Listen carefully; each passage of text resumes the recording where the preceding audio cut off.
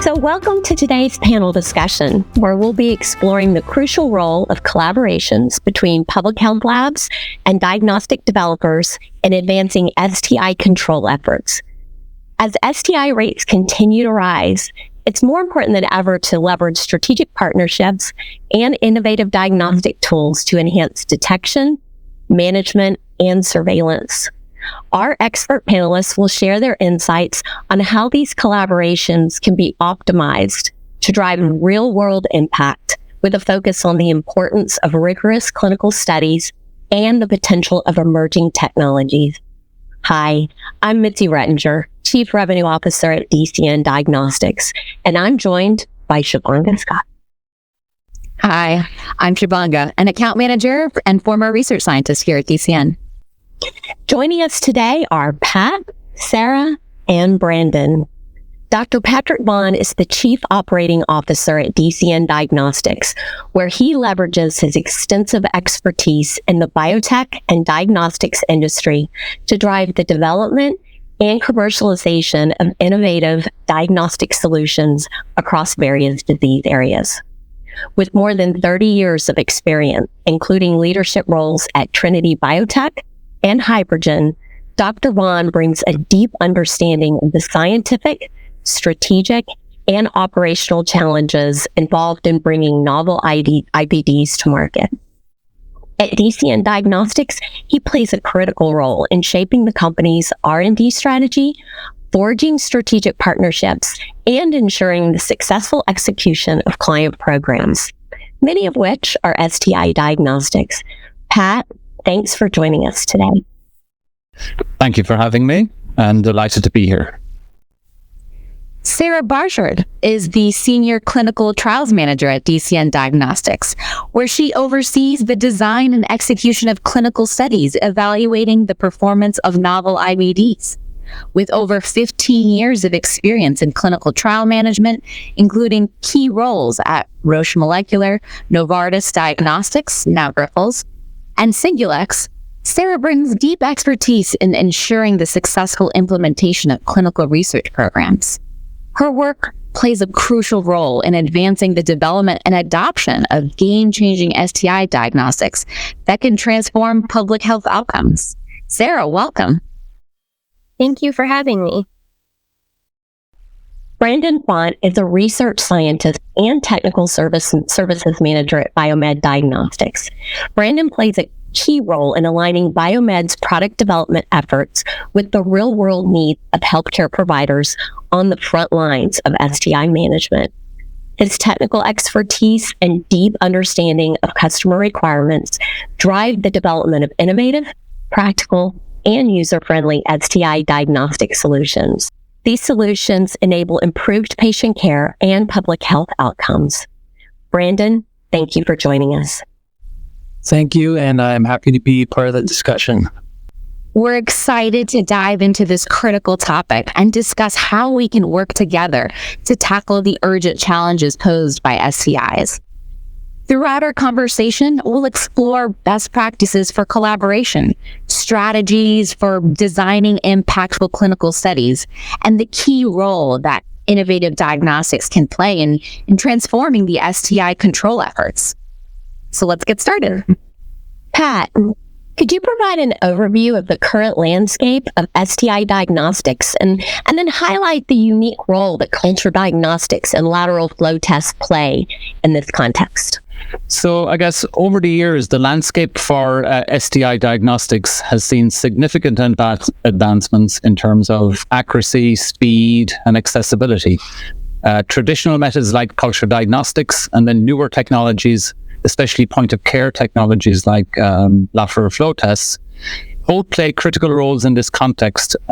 Over the years, the landscape of STI diagnostics has matured, marked by obviously scientific breakthroughs and advancements in that area, and then evolving regulatory perspectives and an urgent demand for dependable diagnostic tools. Here in the US, for instance, the FDA's evolving thought process on STIs, STI diagnostics, reflects the changing landscape of technology and then changing public health priorities. This shift in perspective has paved the way for the approval and adoption of innovative diagnostic technologies, including point-of-care tests and home testing kits, primarily in the lateral flow format. Actually, notably in this instance, I would highlight the approval of point-of-care and home testing rapid HIV tests over the last 10 to 15 years. Despite these advancements, the pressing need for dependable diagnostic tools within public health initiatives remains paramount. STIs continue to pose a significant global health challenge, with millions of new cases reported annually. Added to this, it's important to call to mind the WHO statistic that 50% of the world's population does not have access to adequate or essential healthcare. So timely and accurate diagnosis is essential for effective disease management, prevention of complications of those diseases, and then control of transmission. Investments in research and development and implementation of these diagnostic technologies must remain a priority, obviously, to address the ongoing burden of STIs and improve public health outcomes. So if we look at the various types of technologies, in STI diagnostics, and start with culture diagnostics. And I know Brandon will delve into this in a little while, but culture diagnostics involve growing of microorganisms from a clinical specimen in a laboratory setting, typically on a petri dish or plate or in a liquid broth format. While this method is highly accurate, it tends to be time-consuming from a point-of-care setting and may take several days to yield a result. So not suitable if the result is needed immediately. However, culture diagnostics remains an essential tool, especially for certain bacterial STIs like gonorrhea and chlamydia, where accurate identification of the pathogen is critical for the effective treatment. Newer technologies like nucleic acid amplification tests have become widespread as well due to their high sensitivity and specificity. These tests obviously detect the genetic material of pathogens like bacteria and viruses. But these tests, for the most part, are primarily lab-based and can be expensive relative to the other diagnostic formats. So obviously in the point-of-care setting, this typically refers to diagnostic tests performed at or near a patient. And the lateral flow tests are obviously a point-of-care test, and these have gained enormous popularity for their rapid results and simplicity. And of course, we are all familiar with the fact that this popularity has been highlighted by the role that they played during the recent COVID pandemic. And then even since that pandemic, today they continue to play a major role for diagnosis of all respiratory infections, and especially in elucidating if one has flu or RSV or a COVID infection. They typically work by detecting specific antigens or antibodies in a patient sample and providing the results literally within minutes. Lateral flow tests are especially useful for screening asymptomatic individuals or use in low resource settings where access to laboratory facilities is limited. Some of the LFA tests obviously detect antigen, like your flu test or your COVID test, but other tests detect antibodies produced by your immune system in response to an STI infection. These test formats are commonly used for screening. Typically, great examples of that would be detecting antibodies against syphilis or HIV. So to summarize, culture diagnostics have been impacting global health for over a century and remain indispensable in identifying and characterizing pathogens, guiding treatment decisions and supporting public health interventions. Lateral flow tests have played a crucial role in global health, particularly in low resource settings. They have been pivotal in the diagnosis and management of diseases like malaria, dengue, and HIV. Their role became instrumental in HIV diagnosis and even more prominent during the COVID pandemic, where they were extensively used for mass testing and screening. Now everybody knows and probably has tested themselves with a lateral flow assay. So thank you, Pat. You mentioned a few times some of the advancements in the technology area. What emerging technologies do you see as game changers when it comes to STI detection? So I guess advances in technology from culture diagnostics to point of care testing like lateral flow tests has really revolutionized STI detection. Additional technologies, including microfluidics, various types of analyte binders, biosensors and detector reagents, and even our smartphone-based diagnostics, these hold promise for future improving the STI diagnostics. These technologies aim to further enhance sensitivity, specificity, and ease of use while reducing the turnaround time for results.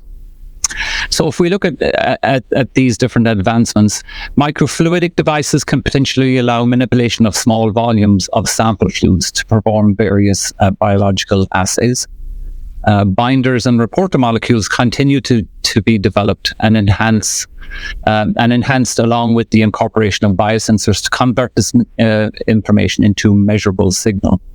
And then nucleic acid-based technologies continue to improve the detection of STI antigens, although they cannot determine an immune response or detect increases or decreases in a specific antigen level. Their primary use has been lab-based to date, and they do make slow progress into the true point-of-care testing, but not currently the go-to method. Other emerging technologies, or should I say an emerging application of existing technology, is in the area of digitization of diagnostics. This is done with effective LFA or lateral flow readers, and more recently use of the camera on your smartphone. Leveraging the widespread availability of smartphones, companies are developing diagnostic devices that integrate with mobile platforms for real-time data analysis and data transmission. These platforms enable remote monitoring of disease outbreaks, data sharing among healthcare providers, and patient engagement in self-testing initiatives.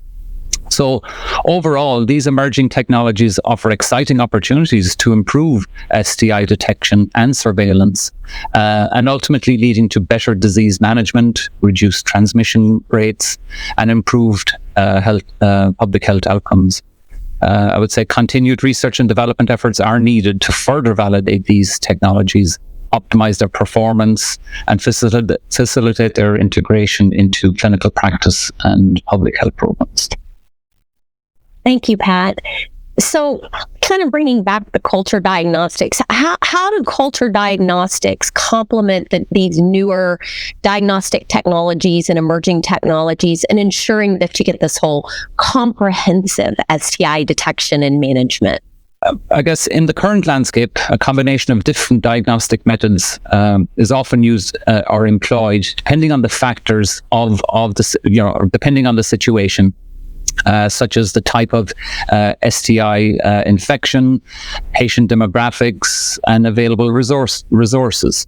Other influencing factors can be regulatory or public health guidance in the form of accepted test algorithms.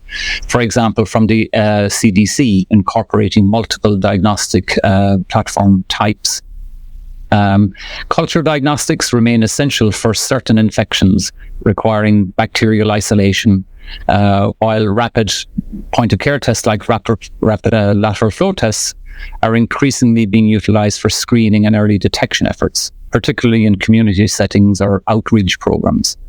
As technology continues to evolve, the focus remains on developing diagnostics that are accurate, affordable, and accessible to effectively combat the spread of STIs. Culture diagnostics, despite being a traditional method, still play a crucial role in complementing newer diagnostic technologies for comprehensive STI detection and management. Culture diagnostics offer high specificity and accuracy, particularly for bacterial STIs such as gonorrhea and chlamydia. While newer technologies like nucleic acid amplification tests or LFA tests are highly sensitive, they may occasionally yield false positive results.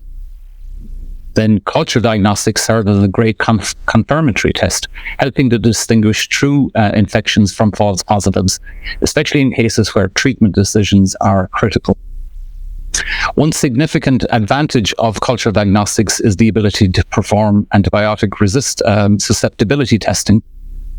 This helps healthcare providers identify the most appropriate antibiotic regime for treating, let's say, a bacterial STI, and especially in cases of antibiotic resistance. Nucleic acids and tests and other molecular methods do not provide information on antibiotic susceptibility, therefore making culture diagnostics indispensable for guiding treatment decisions and preventing treatment failures. While nucleic acid tests are highly sensitive for detecting nucleic acids, they are not suitable for detecting certain pathogens that are difficult to amplify or have low copy numbers in clinical samples.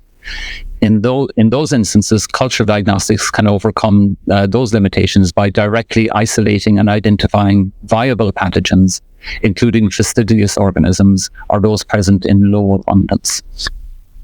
And then you asked about lateral flow assays in specific as well. They also play a vital role in STI detection and management.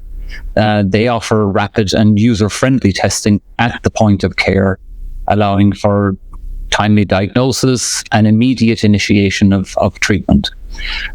These tests typically can be performed with minimal training and equipment, making them suitable for use in diverse settings, including community clinics, outreach programs, and resource-limited settings where typically access to our laboratory infrastructure is limited or non-existent. And then I would say LFAs are particularly valuable for screening asymptomatic individuals or populations at high risk for STIs. Their simplicity and turnaround time enable large-scale screening efforts, facilitating early detection of infections and then the timely intervention to prevent transmission. I would say lateral flow tests can also be deployed in non-clinical settings such as schools, prisons, or community events to reach underserved populations and to promote awareness of STI prevention and testing. Pat, it almost sounds like there's no one size fits all and there's a role for each technology in combating STIs. Yeah, absolutely. There's a lot of synergy between them, and then individually they find their own niche as well, for sure. Awesome. So, Brandon, the probably the elephant in the room, the question that you get a lot as a culture expert: how do culture diagnostics, such as in-pouch, TV, and in-tray GC, exemplify the continued relevance of culture diagnostics in the era of molecular techniques? Yeah, thanks, Shivanga. That's a great question, and thank you, Pat, for providing a comprehensive summary and background on that. And as you both mentioned, I don't think there's one size fits all for STI diagnostics, and as Pat mentioned, traditional cultivation or phenotypic identification still plays a very big role. I think from a public health perspective, probably one of the most important roles that culture diagnostics plays is in antibiotic resistance surveillance for identification of outbreaks, but then also individual patient health. Where could an individual with gonorrhea infection have a suspected treatment failure? And for antimicrobial susceptibility testing, as Pat mentioned, you need to get a bacterial isolate, and that needs to be cultivated and then utilized downstream for further testing. Excellent. So kind of delving a little bit more into the in-pouch in-tray formats, how has the user feedback from clinical and laboratory professionals shaped the development and refinement of the in-pouch and in-tray formats? Sure, that's a great question, and it's probably my favorite one. I didn't work with the initial developer of these tests directly, but I worked with his team, and I'm obviously very familiar with the history and the development of these devices. So I think the unique aspect of in-pouch TV and in-tray GC is that these are traditional culture diagnostics. For the in-pouch TV, it's a liquid broth, and for the in-tray GC, it's a traditional auger. But although they're traditional culture devices, they were also developed with the idea that they could be utilized in low resource settings. And you see that in the unique design of the packaging, the oxygen resistant barriers on the in-pouch, and the self-contained CO2 generation on the in-tray GC. These are very important. They provide very important microenvironments for the specific trichomonas organism, which is a protozoa, or the gram-negative gonococcus, which causes gonorrhea. Could you discuss how the design and the user-friendliness of in-pouch TV and the in-pouch GC contribute to their effectiveness in these low resource-limited settings and their impact on global health initiatives? Both devices actually combine sample collection, transport, and then efficient, easy-to-use growth chambers. And within that context, you do need a 37 degrees Celsius incubator and maybe a microscope.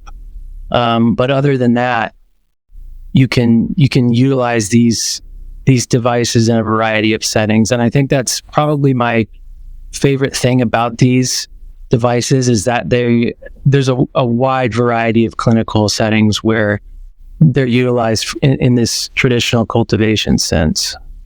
Thank you, Brandon. I was thinking back on your comments around resource limited settings and the public health initiatives in general. I guess what I'm wondering, and Pat, I'm going to bring this back over to you.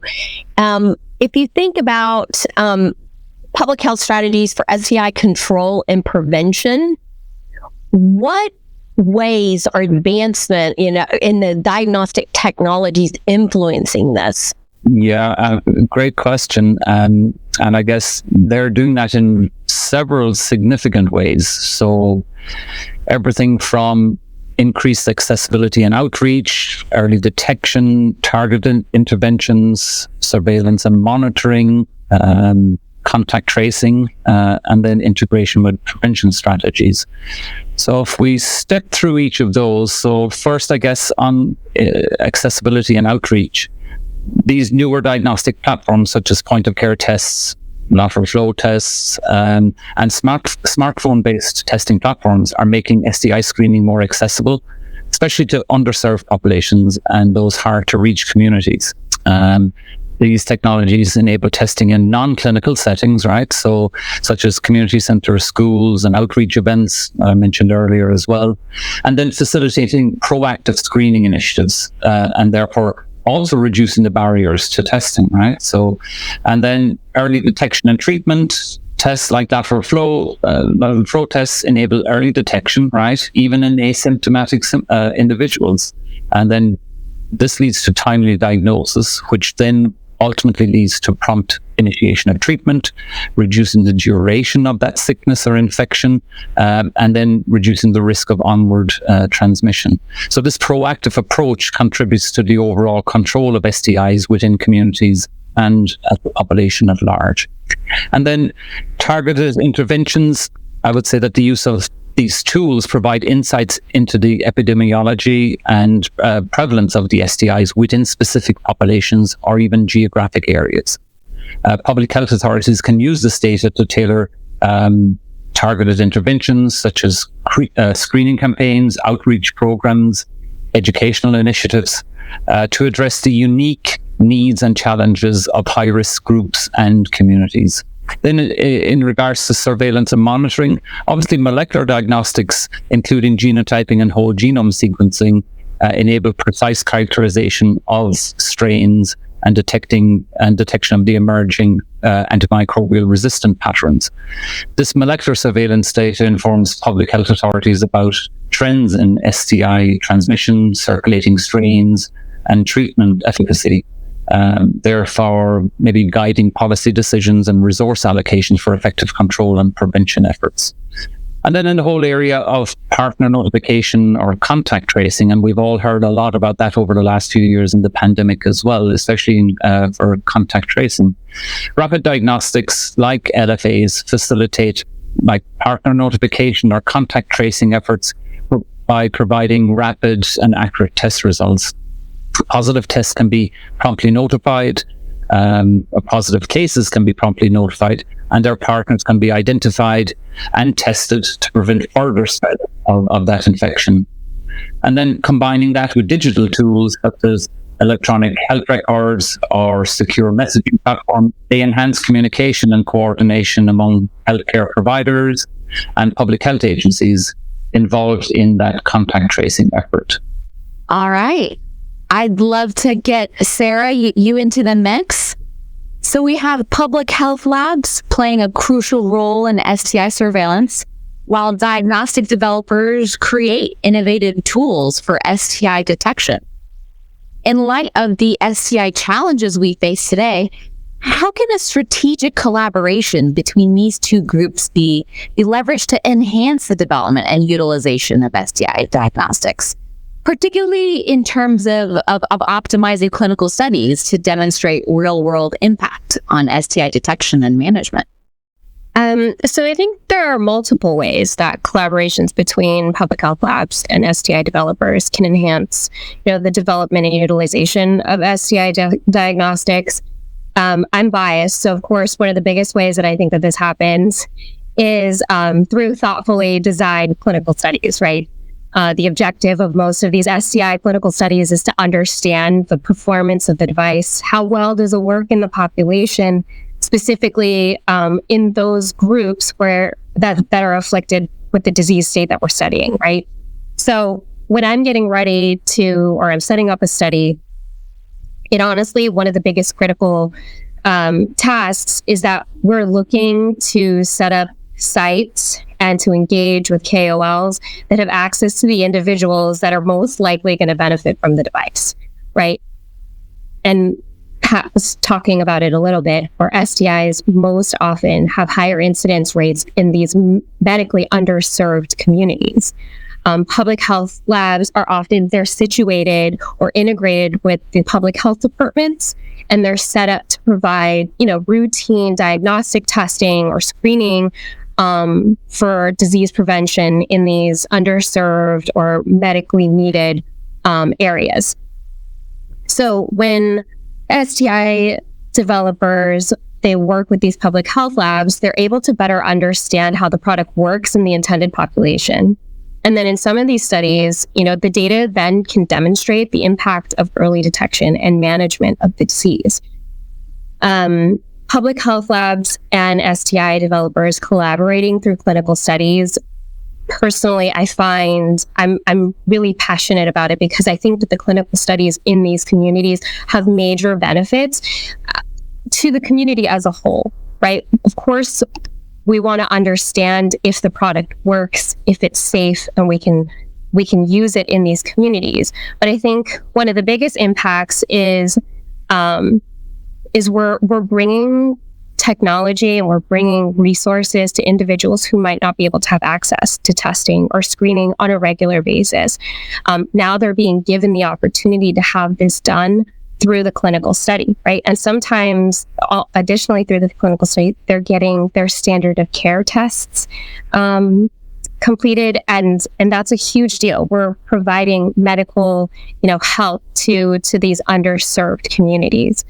I think one of the big impacts of running a clinical study through some of these PHLs or the public health labs is through them, we're providing a very basic level of education to these individuals at the sites, right? But also to the individuals in the community. We're giving them a very basic understanding about the disease because we do have to talk to them about the study so they understand what it is that we're doing. And then I think that they then get some level of understanding or explanation of the impact of testing and screening. I really believe that giving somebody the knowledge about their sexual health and the opportunity then to make a choice about that is probably one of the most impactful ways that we can strengthen our fight against the rise in STIs. Great answer, Sarah. That was, very, very powerful, and certainly must be so rewarding to take part in these studies and seeing the effect kind of live. So let's zero in on the differences in clinical study design based on the intended use of the products.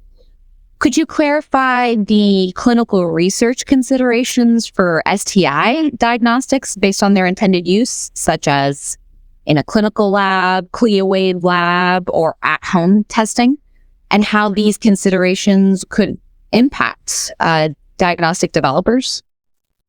Sure. So this is one of my favorite parts of my job, to be honest with you, because I think the biggest consideration that developers have to think about when they're putting together their clinical program is what is the intended use of the product? So where is it going to be used, and who are they intending to use it, right? So if you go into a clinical lab with a product, most of the time you're going to encounter people who are trained to use, more complex assays.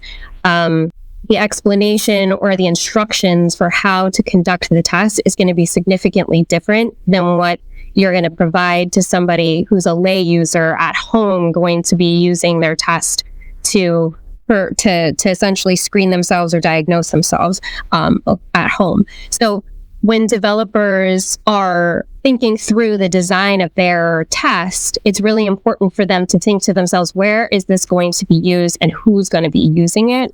Because that really makes a difference on how it is that we're going to design the clinical study. And I think sometimes we forget that piece and we just assume, that everybody has the same level of scientific understanding as, the group here does. And that's not always necessarily the case.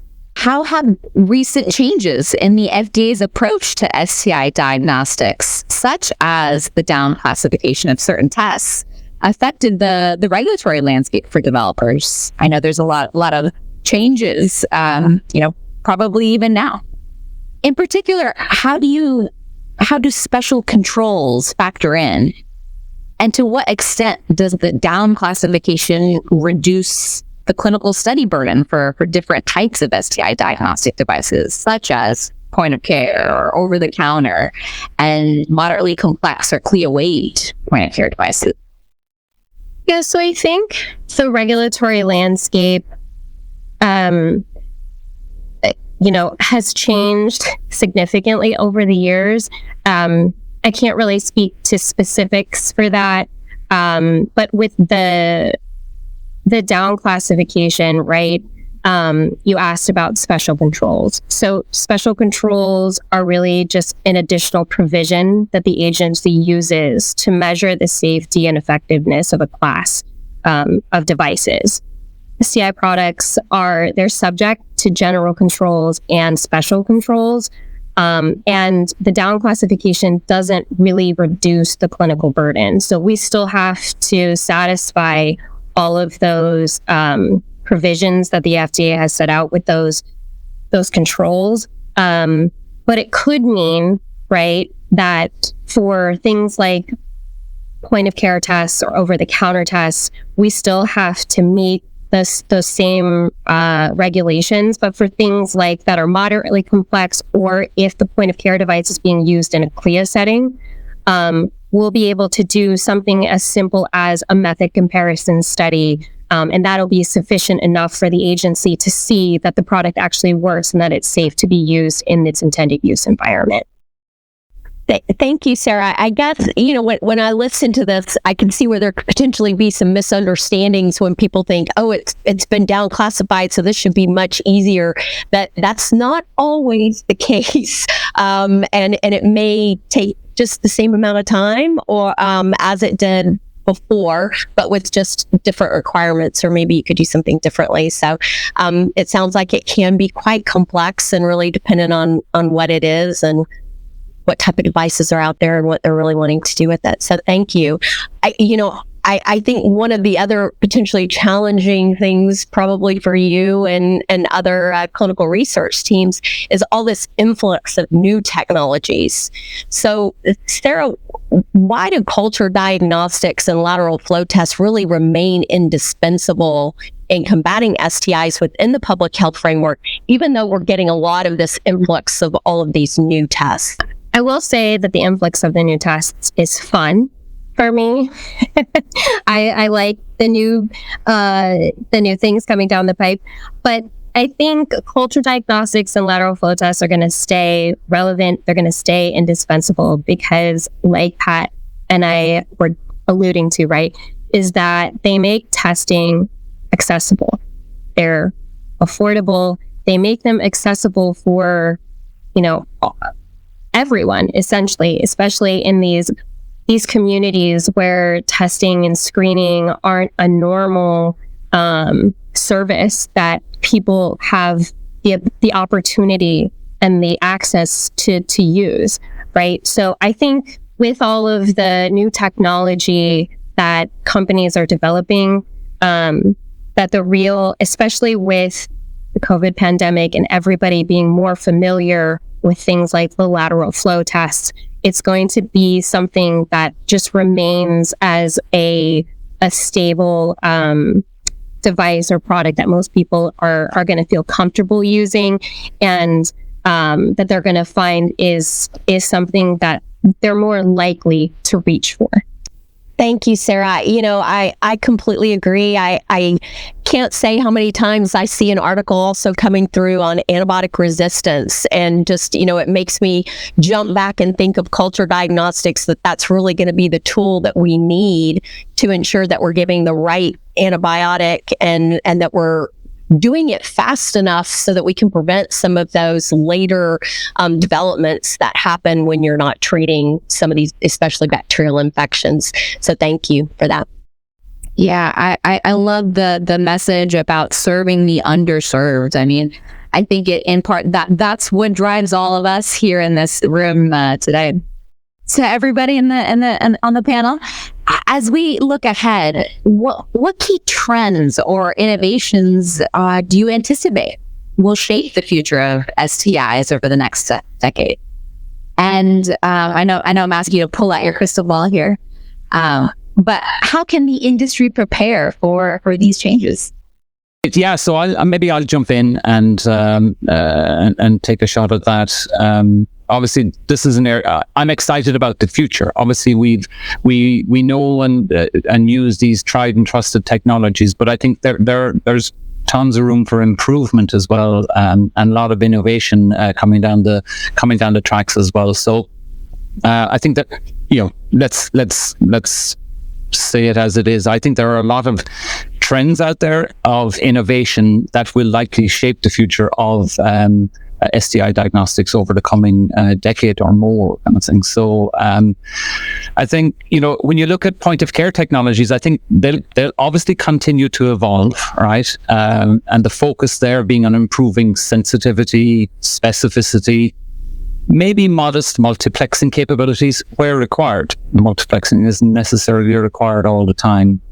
And then I think innovations in reagents, materials, smart use of smartphone platforms.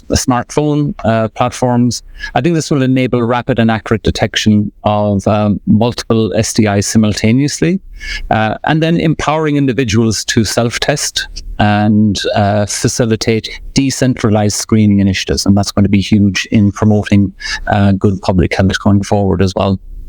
I think another area, and I guess we can't have a chat without mentioning AI at least once, okay? So I'll be the first one to mention it, right? So I think, artificial intelligence and machine learning with algorithms will likely play an increased role in STI diagnostics, offering maybe automated interpretation of test results, predictive analysis or risk assessments, and personalized treatment recommendations. obviously this is a very nascent area, but I think it'll be exciting to see what will happen in this space. Obviously, it has to be done cautiously, very carefully, and then respectful of everyone and their health, and data, basically. So, and then, I don't think we're finished yet with uncovering novel biomarkers. There's a lot of work to be done there as well. And then taking that and manipulating assay formats, I think that will drive innovation in STI diagnostics as well. That'll enable detection of emerging pathogens, as we mentioned earlier, antimicrobial resistance markers, and then host immune responses as well, which is a critical part of STI diagnosis as well. I think improvements then will expand the repertoire of available tests and improve detection of diverse array of STIs. I think, one of the areas that's often overlooked is samples and sample collection. I think innovations in sample collection devices and preservation methods will enhance this area as well, especially in the area of stability and transportability of specimens, particularly in resource-limited settings and remote areas. I think non-invasive sampling techniques like urine-based tests or self-collected swabs even, and we're all familiar with that. I think that'll increase acceptability and accessibility while preserving the integrity of biological samples for downstream analysis. And then, the integration of STI diagnostics with digital health solutions, everything from including, telemedicine platforms, electronic health records, and mobile applications. I think this will streamline testing workflows, facilitate things like remote consultation and monitoring, and thereby enhance patient engagement. I think these digital tools will support a full pathway right from testing and diagnosis to treatment initiation and ultimately to follow-up. And then I guess you asked, what does the industry need to do and what are the proactive steps that it needs to take in this regard? Well, obviously, I think invest in research and development. We have to allocate resources to R&D initiatives focused on advancing the STI diagnostic technologies and exploring new biomarkers and improving assay performance. I think fostering relationships between industry stakeholders, academic partners, and healthcare and public health agencies, this is going to be vital to identify many of the unmet needs that obviously Sarah mentioned earlier as well, and then addressing the technical challenges to accelerate the translation of innovative technologies into clinical practice. Other things that the industry needs to do obviously is address regulatory and reimbursement challenges, enhance education and training, and then obviously promote public awareness and acceptance. I think this is vital to raise public awareness about the importance of STI testing, reduce the stigma associated with it, and then promote uptake of innovative diagnostic solutions through targeted educational campaigns, community outreach, and advocacy efforts. So I think by proactively addressing these challenges and embracing new trends and innovations, I think the STI diagnostic industry can contribute to more effective prevention, diagnosis, and management of STI, and ultimately improving public health outcomes and reducing the burden of STIs, which is worldwide, basically. I think that I just wanted to touch on the fact that within the traditional culture diagnostics setting, one of the things that we try to do is, we know that these devices are user-friendly, and we know that their performance is accurate as far as sensitivity and specificity. And so one of the things that I personally try to do is, how do we scale these devices up and make them more cost effective to even get them, further out in use where we know they're needed, and then how can they continue to contribute with all of these new technologies that Pat mentioned, and how they can continue to fit into those testing schemes to provide the overall comprehensive diagnostics that that is involved with these global public health goals. Thank you, Brandon. Sarah? So I think that the gentleman covered a whole lot of the answer to this, but I just want to weigh in on one of the key trends that I think we've seen over the last couple of years, especially with clinical studies, in terms of, how it's going to shape the future of STI diagnostics. I think one of the really big things with the agencies lately is diversity and really understanding how these products work within these different communities culturally, and just, differences in the makeup, the general makeup of individuals, right? So I think one of the things that we're going to see going forward is technology is going to be basically very patient focused. It's going to be an individualized test essentially for each person, which is a wild concept, right? So Pat was talking about AI and how there's kind of like this learning that's going to happen. And I think that the industry is going to continue to learn just as like we do with the computers.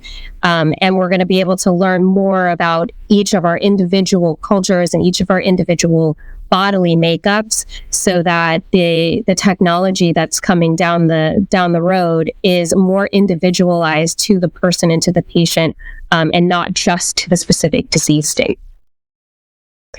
Thank you, Sarah. I agree. Everything that everyone said, I think the easier that we make it to sample, the more accessible it is, where it's not an ordeal to get the test, in an already very uncomfortable situation that people are in. And in some cases, the amount of effort they have to take to actually get somewhere for that test, then, I really think we're going to improve the adoption and the acceptance of the testing. So, thank you so much. I think this wraps up our discussion today. I really appreciate it and thank everyone for listening, and hope that you've enjoyed the session. The main takeaway for me was the significant role that diagnostics in the significant role of diagnostics in the detection and the management of STIs, especially culture diagnostics and LFAs.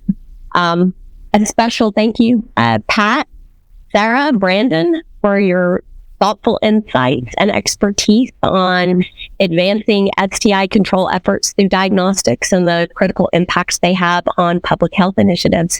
And to my co-host, Shivanga, thank you so much for being here and helping me out with this session.